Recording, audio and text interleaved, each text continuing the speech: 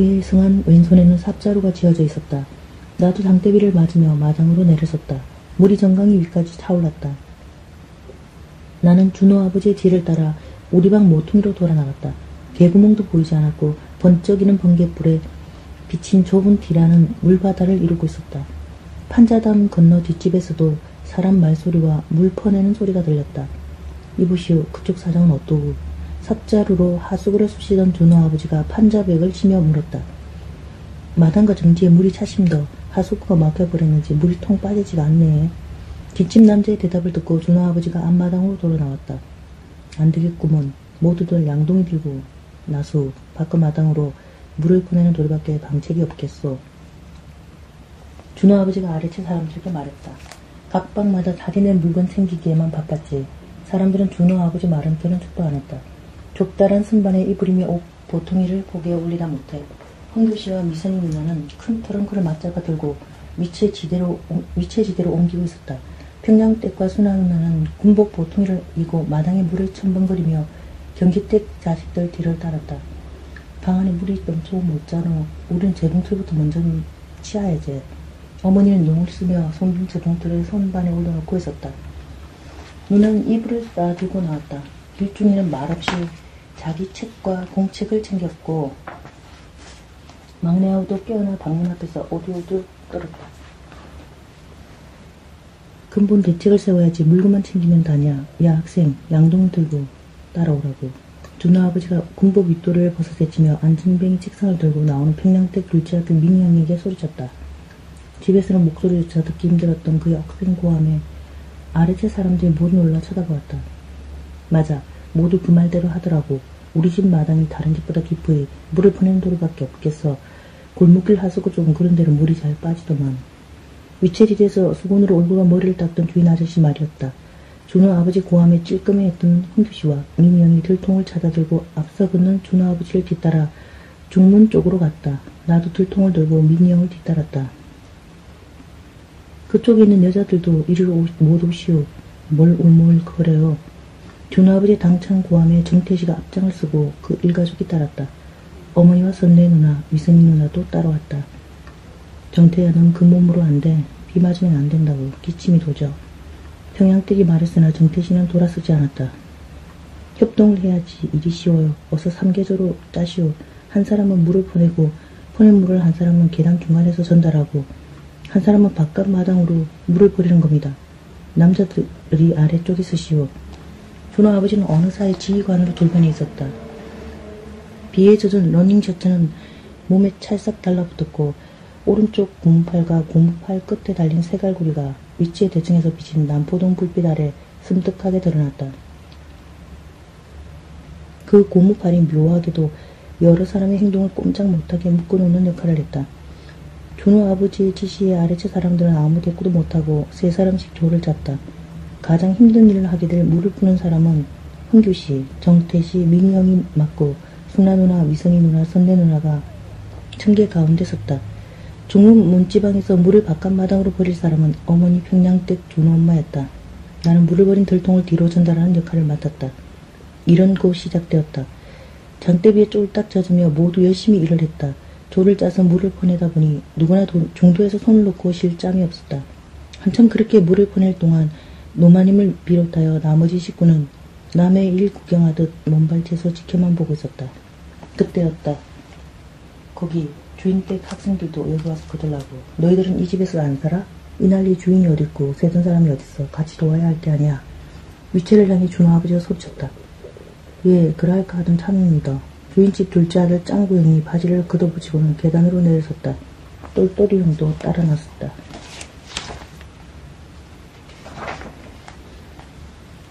야 아들아, 어디 가노? 그 물이 다 똥물 아이가. 변수가 넘쳤다는 것도 모르나? 주인 아주머니 말에 아는 것 없이 둘은 물속에 종아리를 담갔다. 정말 그렇겠군. 뒤따라 바지를 걷던 송준양은 멈칫 물러섰다.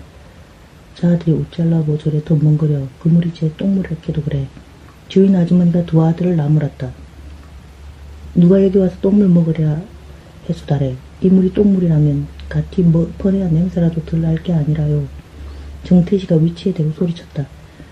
준호 아버지 말이나 정태 도령 말이 맞아요. 준호 아버지는 어디 혼자 살겠다고 전쟁터에서 사왔나요? 이럴 땐 너나 없이 발벗고 나서서 서로 도와야 하오. 준호 엄마가 작은 소리로 그 말을 받았다. 준호 아버지나 정태씨가 위채로 쳐들어오기라도 할까 보아 주인 아주머니는 술 취한 서방을 부축해 안으로 들어가 버렸다. 성준형도 물 퍼내기가 깨름칙하던 참에 슬그머니 자기 방으로 사라졌다. 아래차 어른은 경기등만이 물 퍼내기를 본체 많지 하며 자기네 가재도 그만 부지런히 위채지대 위로 옮기고 있었다. 주인집 학생들과 내가 한 교를 더 짜자 모두 5조가 됨으로써 중문 앞 계단이 꽉 차버렸다. 음해진 빗발에도 5조는 쉬지 않고 열심히 물을 퍼내었다. 한 통이라도 마당에 물을 퍼냄으로써 방안에까지 똥물이 넘쳐 들어가지 않겠거니 하는 생각에서인지 모두 말을 잇고 일을 했다. 모두들 봐요. 안 보이던 계단이 이제 보이네. 물이 웬만큼 빠졌잖아요. 순아 누나가 큰 발견이라도 한 듯 한성을 질렀다. 모두 일소를 멈추고 계단 아래쪽에 눈을 주었다. 내가 보아도 마당의 물은 그 사이에 반뼘 정도 줄어 있었다. 티끌모아태선이라는 속담대로 여러 사람이 노력이 보람으로 나타난 셈이었다. 자, 모두 힘을 냅시다. 준호 아버지가 말했다. 장마가 물러가고 한동안 불볕더위가 기승을 부렸다. 나는 땀을 뻘뻘 흘리며 신문을 팔러 뛰었다. 아이스깨끼 사시오. 내 또래 아이들이 아이스깨끼 통을 메고 이렇게 외치고 다니면 시오는 얼음 과자 아이스케이크를 하나 먹어보는 게 소원이었으나 땀 흘려 번 돈으로 선뜻 사먹을 수는 없었다. 그 시절 나는 훗날 돈 잘 버는 세월이 오면 여름철에 아이스깨끼를 한 자리에서 50개쯤 먹어 뱃속이 얼어붙게 만들 테라고 결심했을 만큼 그 야릇하게 고소한 냄새는 선망의 대상이었다. 아이스깨끼는 고소하고 우리 식구가 점심조차 굶으며 보낸 그해 여름에 관해서는 나조차 떠올리기 괴로운 기억으로 남아있다. 점심때면 복수리와 준호를 따라다닐 힘도 없는지 막내아우 길수는 위채지대 아래를 안가발이 걸음으로 아장거렸다. 노마님과 식모 안씨가 마루에서 점심밥을 먹으면 삿발떡이 눈으로 마치 줄인 강아지처럼 쪼그리고 앉아 그들의 식사를 입맛다시며 지켜보고는 했다. 아이고 점심 먹는 길수가 불쌍구나. 이러나 우리 길수 내 밥 좀 해줬구마. 어느 날 하루 길수는 노마님의 선심으로 점심 한 끼니를 얻어먹은 모양이었다. 신문팔이를 마치고 돌아온 그날 어머니는 길수의 저녁밥을 굶겼다. 거지 새끼 마냥 위치에서 한 끼니를 얻어 처먹었으니 저녁밥은 굶어도 싸다고 어머니는 냉담하게 말씀하셨다. 길수는 어머니 말귀를 못 알아들어 왜 자기가 저녁밥을 굶는지 모르고 방구석에 쪼그리고 앉아 울음만 질끔거렸다. 잠자리에 들어서도 길수는 배가 고프다며 앓는 강아지처럼 내내 훌쩍였다. 길수를 달래주는 방법은 오직 밥뿐인데 그 애가 먹을 밥은 남아있지 않았다. 삼배 혼이불을 둘러쓰고 우는 길수의 울음은 내가 잠들 때까지 이어졌다. 그는 그제야 밥 안 얻어먹겠다는 말을 울음 속에 여러 차례 옹알거렸다. 5살배기였지만 그날의 경험은 길수의 아둔한 머리로도 깨친 바 있었던지 이튿날부터는 위채 축당 아래를 아장거리지 않았다.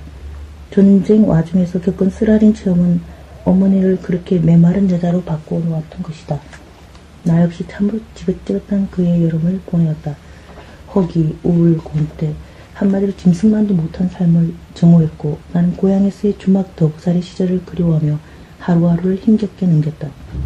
나는 늘 가출할 생각만 했다.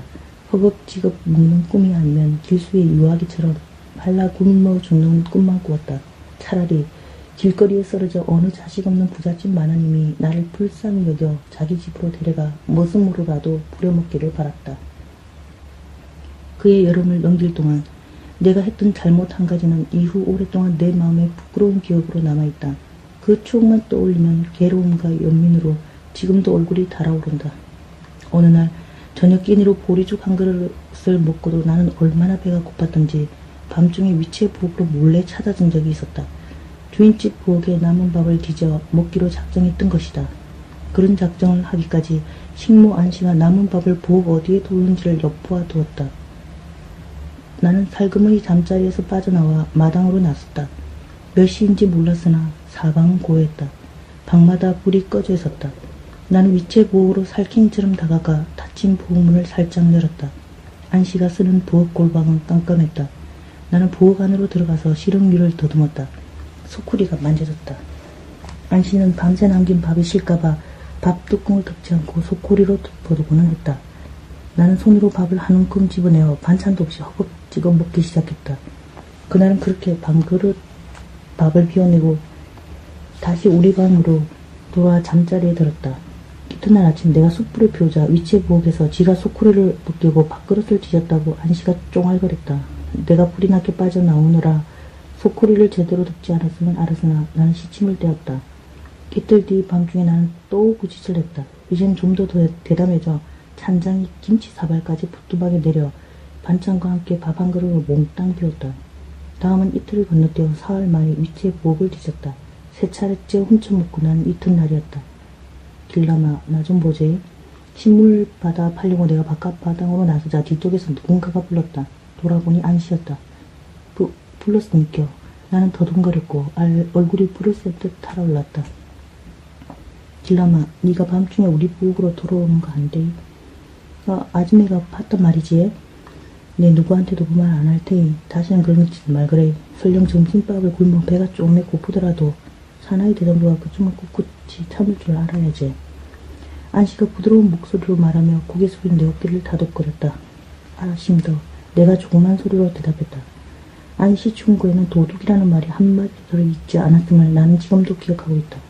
고개 빠뜨린 내 얼굴이 홍당무가 되었고 어느 사이 뜨거운 눈물이 뺨을 타고 흘러내렸다. 안씨는 내 행실을 말하지 않겠다는 약속을 지켰고 그 후보다 나는 남의 물건이라면 운동장이나 교실 바닥에 떨어진 동전 몽땅연필이라도 내 것으로 하지 않았으니 그때 안씨의 그 따뜻한 충고 덕분이었다.